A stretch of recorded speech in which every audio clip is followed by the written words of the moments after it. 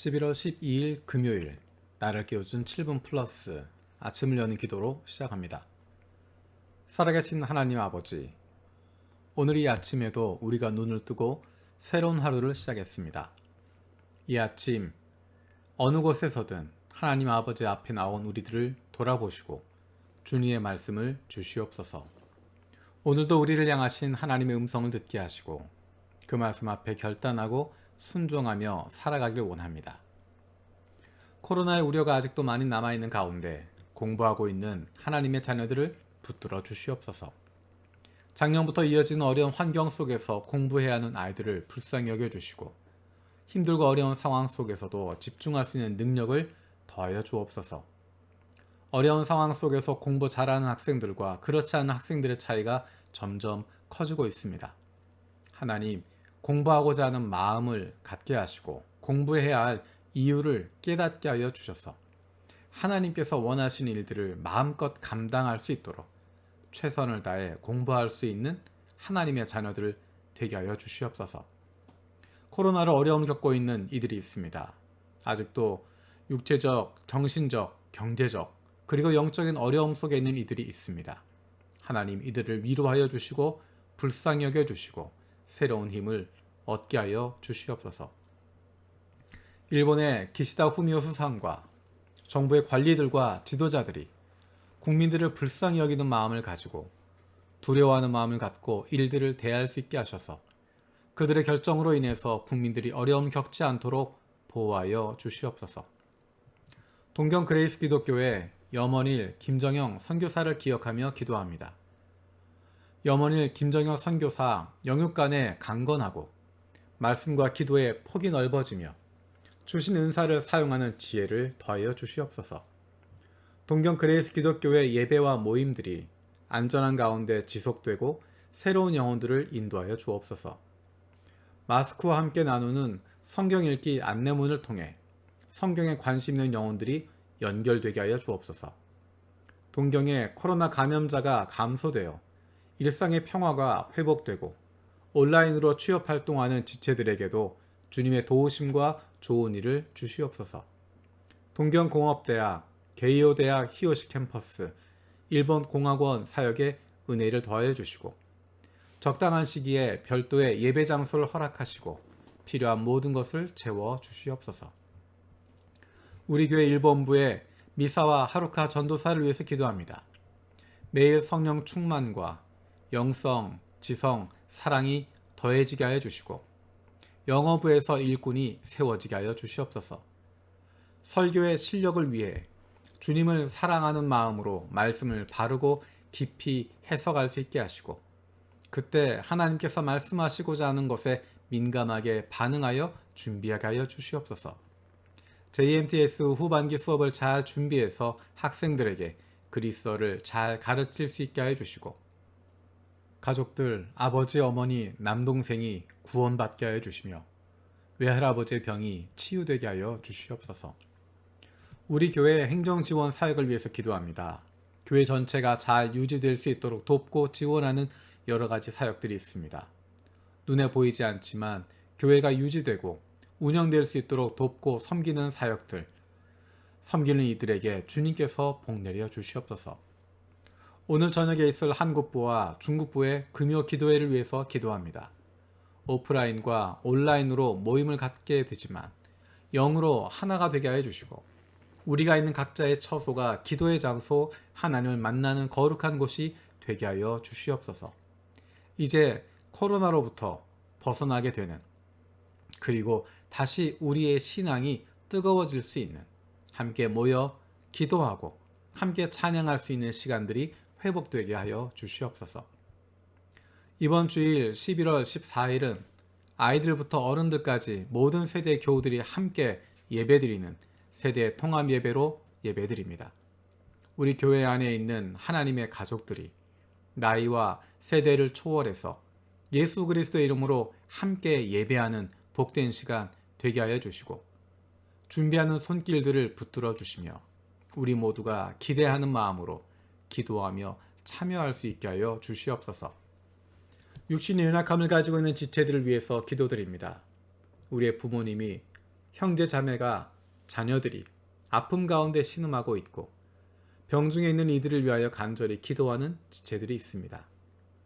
그 회복을 위하여 기도하는 기도를 들어주시고 응답하여 주시기를 원합니다.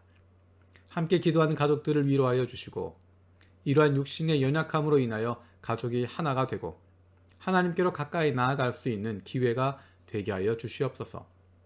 믿음을 잃어버리지 않게 하시고 확신을 가지고 감사함으로 간구하게 하여 주시옵소서. 나쁜 암세포들 예수 그리스도의 이름으로 사라지게 하여 주시고 치료의 광선으로 저들의 아픈 부위를 비추어 주시기를 원합니다. 예수 그리스도의 치료의 손길로 안수하여 주시고 새로운 세포들이 소생하게 하여 주시옵소서. 감사드리고 예수님의 이름으로 기도드립니다. 아멘. 오늘 함께 읽을 리바이블 21-22 본문은 룻기 1장에서 4장까지입니다. 사사기, 사무엘상 중간에 있는 룻기 1장에서 4장까지입니다. 이 시간에는 그 가운데 4장 17절 말씀을 읽겠습니다. 4장 17절입니다. 이웃 여인들이 그 아기에게 이름을 지어주면서 나오미가 아들을 보았다 하고 환호하였다. 그들은 그 아기의 이름을 오벳이라고 하였다. 그가 바로 이새의 아버지요 다윗의 할아버지이다. 아멘. 룻기는 아무것도 보이지 않는 현실, 암담하고 힘들었던 상황에서 시작이 됩니다. 1장 1절을 이렇게 시작합니다. 사사시대에 그 땅에 기근이 든 일이 있었다. 그때 유다 베들레헴 태생의 한 남자가 모압 지방으로 가서 임시로 살려고 아내와 두 아들을 데리고 길을 떠났다. 그가 살고 있었던 유다 베들레헴, 그곳에 기근이 들어서 살기 위해서, 임시로 살기 위해서 모압 지방으로 이주했다라고 이야기합니다. 그런데 5절에 이렇게 되어 있습니다. 그러다가 아들 말론과 기럐이 죽으니 나오미는 남편에 이어 두 아들마저 잃고 홀로 남았다. 기근 때문에 모압 땅으로 임시로 살러 갔었는데 거기에서 10년쯤 살게 됩니다. 그 가운데 남편도 죽고 두 아들도 죽었습니다. 홀로 남았다라고 이야기합니다. 두 아들은 죽었고 두 며느리가 남았는데 그 중에 한 며느리는 고향으로 돌아가고 한 며느리는 따라서 그 어머니를 따라서 베들레헴으로 가게 됩니다. 아무것도 보이지 않는 현실이고 전혀 예상할 수 없었던 일들이 일어나게 되는 것입니다. 조금 전에 읽었던 4장 17절 말씀, 이것은 전혀 생각할 수 없었던 결말입니다. 반전에도 이런 반전이 없습니다. 더 놀라운 반전은 4장 17절에 등장하고 있는 인물입니다. 바로 다윗입니다. 다윗이 등장하게 된다라는 것입니다. 룻기 1장 1절에서 보여주고 있는 암울한 상황, 1장 5절에서 이야기하고 있는 힘든 상황, 아무것도 보이지 않는 그런 상황, 나오미가 자기의 인생을 돌아보면서 나는 괴롭혔다, 전능하신 분께서 나를 괴롭혔다라고 이야기할 정도로 인생의 아픔 가운데 있었는데 다윗이 등장하게 됩니다. 이런 암울한 상황 속에서 사사시대를 보여주고 있는 것 같은 이런 황폐한 상황 속에서 모든 것이 끝난 것 같고 아무런 희망도 보이지 않는 캄캄한 상태 속에서 다윗이 등장하게 되는 것입니다. 누가 이런 일을 만들고 있습니까? 이런 반전을 누가 만들었습니까? 하나님께서 하셨습니다. 하나님께서 이 반전을 만들어 주신 것이고 준비하고 계시는 것입니다. 앞으로 등장하게 될 다윗, 그가 등장하기 위해서 이 일을 준비하고 계셨습니다. 하나님께서 우리의 길을 인도해 주십니다. 우리의 인생을 인도하고 계십니다. 한 걸음 한 걸음 성실하게 충실하게 걷는 것입니다. 그 인도하심에 따르는 것입니다. 그러면 하나님께서 우리의 인생을 책임지고 만들어 가십니다. 그러기 위해서 필요한 것은 하나님께서 원하시는 길을 걷고 하나님 말씀대로 순종하면서 살아가는 것입니다. 세상의 법칙대로 살아가는 것이 아닙니다. 세상의 방식대로 쫓아가는 것이 아닙니다. 세상의 법칙, 세상의 방식, 다른 사람들이 가는 길, 그것이 아니라 하나님이 기뻐하시는 방식으로 살아가는 것입니다. 더딘 것 같아도 다른 사람들이 보기에 바보 같다고 이야기해도 실패하는 것 같이 보여도 바로 그것이 하나님 나라에서는 이기는 것이고 성공하는 길이고 그것이 올바른 길을 가게 되는 것입니다. 우리는 하나님의 자녀들입니다. 하나님의 백성들입니다. 하나님의 자녀, 하나님의 백성이라고 하는 것은 하나님의 법칙대로 사는 사람들입니다. 하나님의 뜻대로 살아가는 사람들입니다.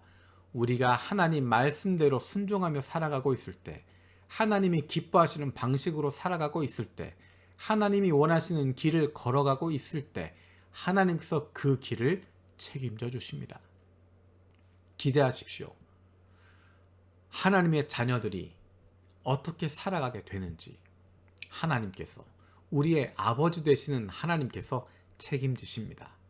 지금은 암흑 같아도, 지금은 어둠 가운데 있는 것 같아도, 지금은 내가 도저히 견딜 수 없는 어려움 가운데 있는 것 같아도 하나님 말씀에 순종하고 살아가고 있으면, 그 말씀 의지하고 하나님 뜻대로 살겠습니다.